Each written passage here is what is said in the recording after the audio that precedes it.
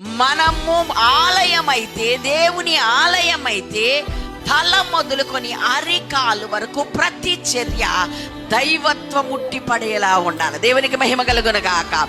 ప్రార్థన చేసిన, మాట్లాడిన, నడిచిన, ప్రవర్తన, చూపు, కార్య ఏది చూసినా దైవత్వం ఉట్టిపడేలాగా ఉండాలన్న దైవ సంకల్పం ఆనాడే మోషే ద్వారా నెరవేర్చడానికి దేవుడు సంకల్పించి భూమి మీద ఒక మందిరాన్ని కట్టాడు. దేవునికి స్తోత్రం, హల్లెలూయా. ధర్మశాస్త్రం అంతయు కూడా బాల శిక్షకుడు అనగా క్రీస్తునందుకు ఉన్నత స్థానంలో నడిపించుటకు ఏబిసిడీలుగా మనకు పనిచేసింది. దేవునికి మహిమ కలుగును గాక. హల్లెలూయా. ఎందుకంటే అన్నప్రాసన రోజున ఆవకాయ పెట్టరా. దేవునికి స్తోత్రం, హల్లెలూయా. మనకు నేర్పించుటకు దేవుడు అనేక పాఠాలు, అనేక రీతులుగా ఆయన